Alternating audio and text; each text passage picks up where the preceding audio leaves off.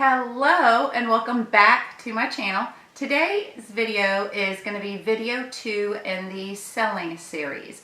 Video 1 was on perseverance, so today's video is going to be on homework. If you saw video 1, you heard me mention in that video that I'm often asked how did I achieve the success I did being a female in a male-dominated industry, and I share those 3 words that I use and share on a weekly basis, and it is hard work, homework, and honesty. So the perseverance video was to support the hard work. Today's video is going to be on homework. Video 3 is going to be on honesty and integrity, and the final video in the selling series is going to be on work ethic. So let's go ahead and get this video started on homework.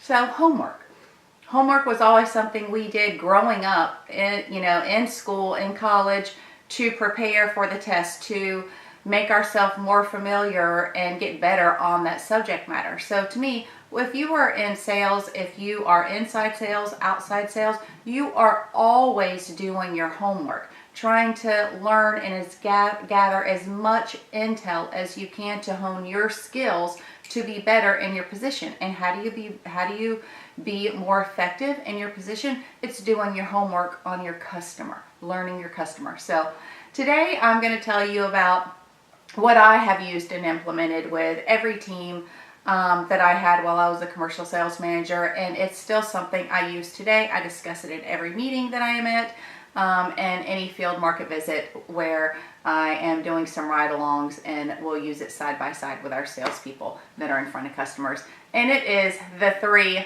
W's. So anybody that has worked with me is chuckling right now saying, oh yeah, she talks about the 3 W's till she's blue in the face, and I will continue to.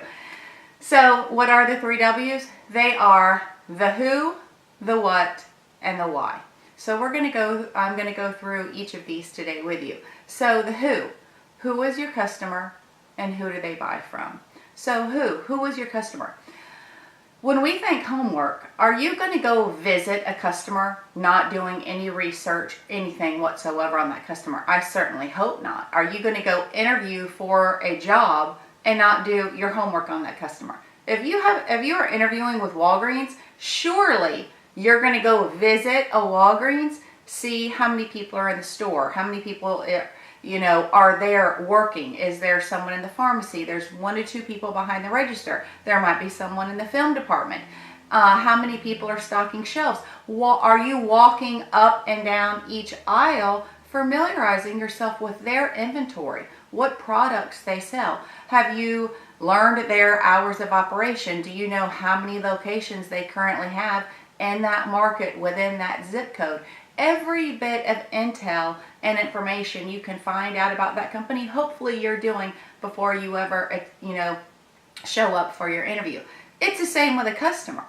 When you're in front of a customer, you get one chance to make a first impression, and I think it is essential that you do your homework. So what can you find out about a customer? There is a ton of information and resources out there at our fingertips today, whether it be a social media platform, whether it be the web. And most companies today have a web presence. And I think that the websites hold a plethora of information, specifically that About Us tab. If you click and visit that About Us tab, you see when they started that company, history on that company. I guess I would have helped if I would have put my phone on mute. Yes. Okay. So, the About Us tab, a ton of information from when that company started, the family history. If it is a family-owned business and it is the first generation, second generation, third generation, and so forth. How many locations do they have? What services do they do? If you are, assuming that maybe they only offer an ABC service, but you check out a service tab and you're like, oh my goodness gracious, look at what they actually do at this company. That'll help you familiarize that much more with their business model. And also, you can learn what their philanthropic interests are. Are they involved in their community? Do they spotlight an employee of the month? Do they have certain recognition areas on their website where they are spotlighting those top and key performers. Everything, like anything you can find on that company is going to help you better know that customer. And I think that is homework that never ends. For every customer you have, I think you should constantly be doing the homework, and certainly before you ever pull up in their driveway or have an appointment with them, that you have done the homework. So that is what you can do behind the scenes before you ever meet that customer or go for visit one. And that homework doesn't end with who is your customer. So I do want to add that when you visit a customer, do you speak to everyone? And this isn't necessarily work done at home, but it's constant work and stuff you have to make an effort to do. And that is, some it comes naturally. I speak to everybody, but there are some that don't, that will walk right by 3 people and just go in and ask for who they want to speak to. They completely pass the receptionist. They may pass 2 people out sweeping the sidewalk, someone doing the window, and they're just on, making a beeline to go in and see who they want to see. Huge, huge mistake. Speak to everybody. Speak to everybody. Get to know everyone at that organization. Is it going to happen visit one? No. But when you make an effort and speak to everybody, speak to the guy that was out there with the broom sweeping the sidewalk. They're very nice to the receptionist, very nice to everyone in there. The more you do that and can start to build a relationship with them, you also begin to get a pulse of that team within that organization. And you also learn if someone is family, if someone is a mother, a sister, a daughter, a son-in-law, a brother-in-law, a father, a son. And you're only going to get that when you make an effort to get to know them and say hello, how are you doing, and introduce yourself. So that is the who on how you can know your customer. And observe. When you go through the door, do you look on the wall to see if there's 5 plaques on the wall where they've sponsored the same Little League team 5 years in a row? Is there a framed football, 3 framed footballs with their hero, autographed by their favorite quarterback?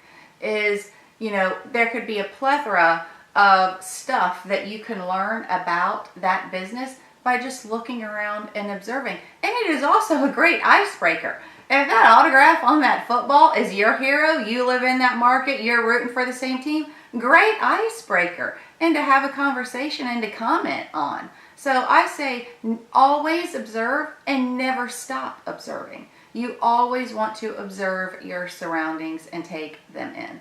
So that was the who was your customer. The other part to that who is who are they buying from? If you are in a sales role, surely you have learned who your competitors are and what their strengths and what their weaknesses are. So you want to establish who they are buying from. And the biggest mistake is we assume that they are buying from one. Many times there are numerous suppliers. Some industry, there are 15 to 20 competitors in that industry, and it's a buffet. There may be no designated first call. There may be no primary supplier. Each person there is ordering from someone different.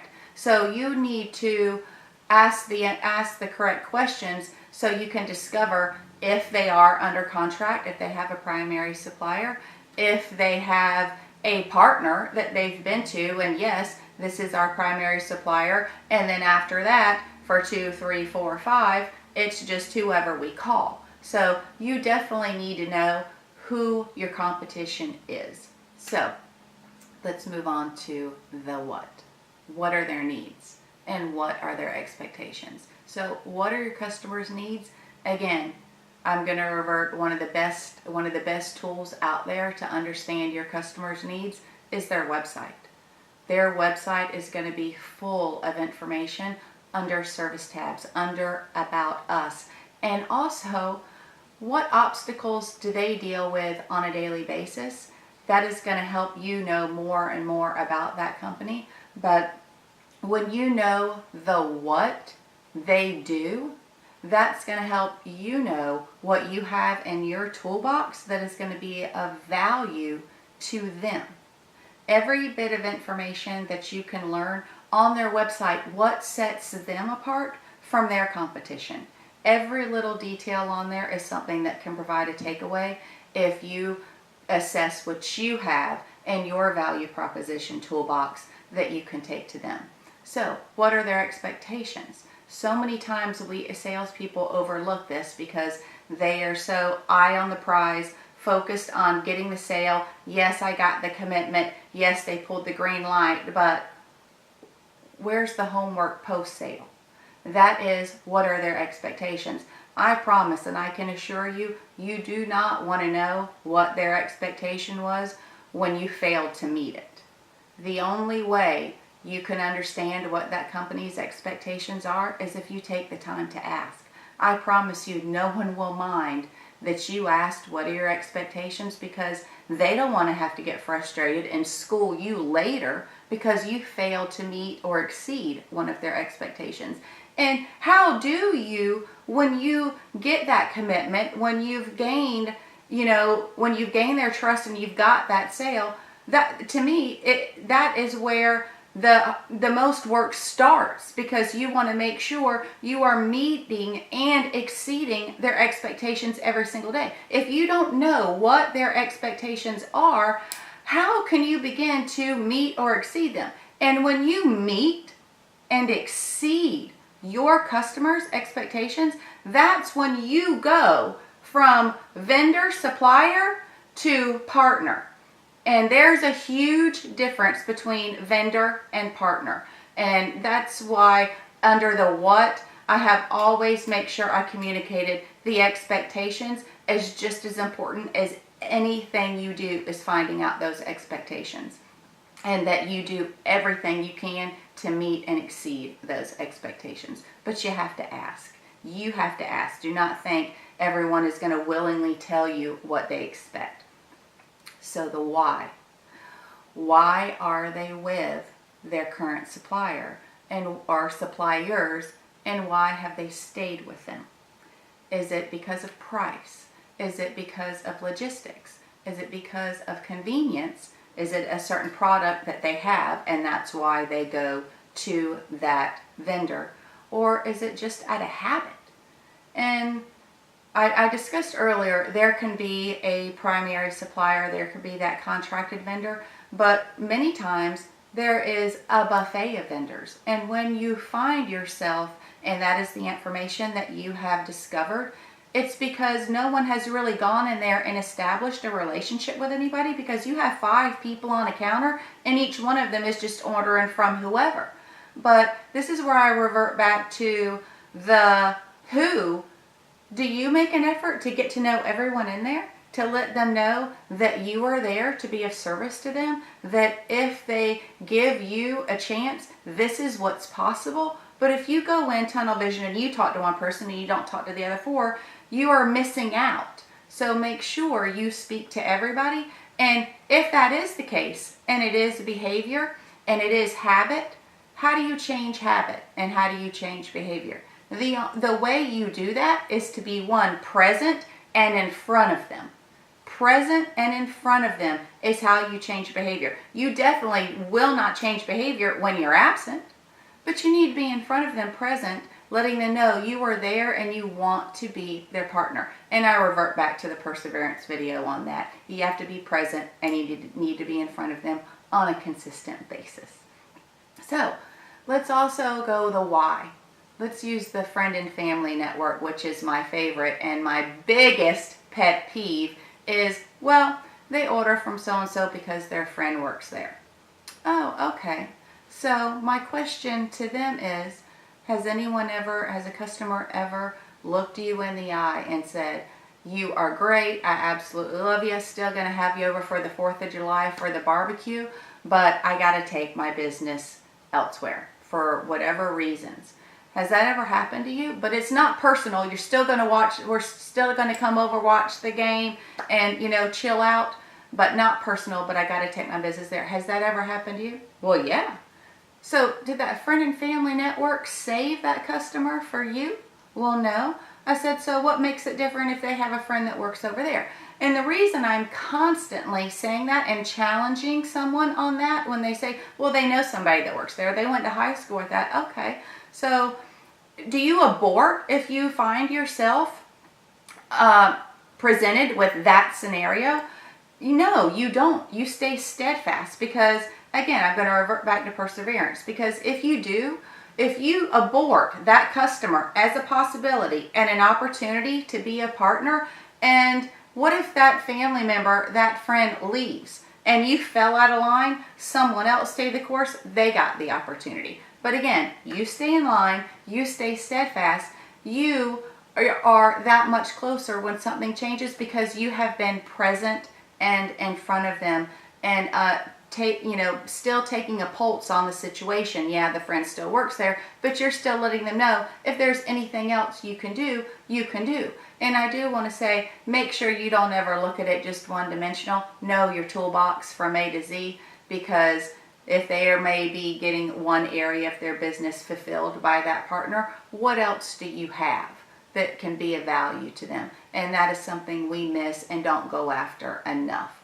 So that is the who, the what, and the why. The second part of the why is, why have they stayed with them? So if you uncover that information, and it's logistics, it's product, it's pricing. Now, if it's logistics and that's the reason where they're there with that customer, and you don't align logistically to provide the level of service that they expect, you can control what you can control. But when you do your homework and find out this is who they're buying from, this is why they're buying from, and then you go home and you do your homework, and then you check in the box. Okay, I measure up here, I measure up here. This I gotta check, this I gotta check, this I gotta check. And then it's up to you, again, to stay present and in front of them and let them know how you match up and what's possible should they consider you to be their partner. And again, homework, homework, homework. This is just a quick video on, in my opinion, the who, the what, and the why that I have always used, I continue to use. And I do want to share a homework assignment that I gave to the very first sales team. Did I not mute my phone? Okay. The very first sales team that I ever had, it was the very first meeting with them. And I remember going through the room, we're discussing relationship and the customers, and I remember I asked someone, what's the name of the receptionist? Oh, I don't know the name of the receptionist. Am I supposed to know the name of the receptionist? And I said, well, with the frequency and visit cadence and your notes that you've been going there, I kind of would think that you would know the receptionist's name.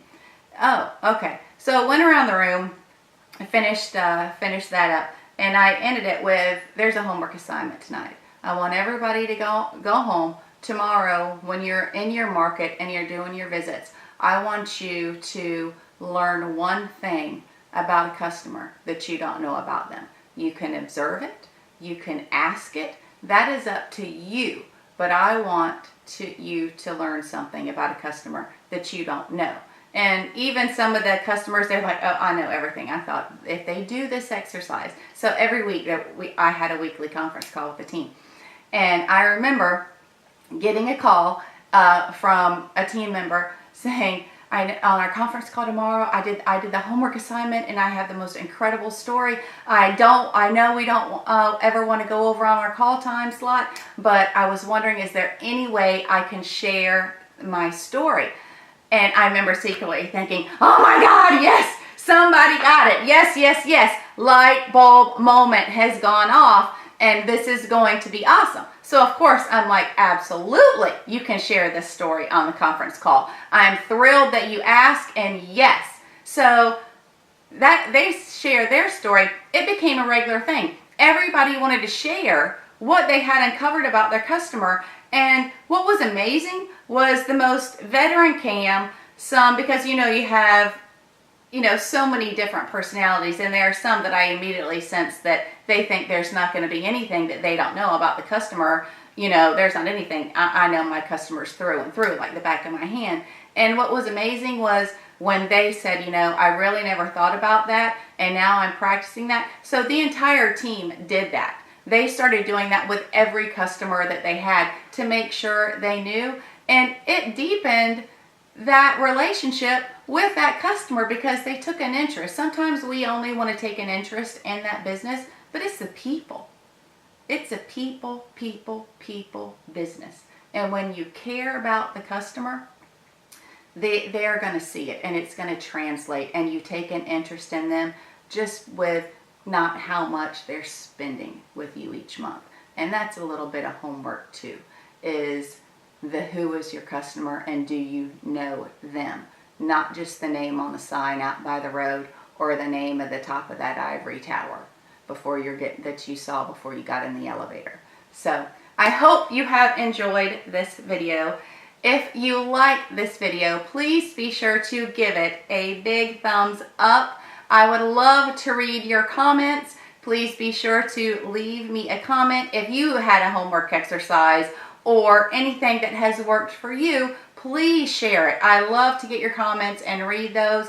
And if you haven't, consider subscribing to the channel. I would love it if you would click the little red button and subscribe.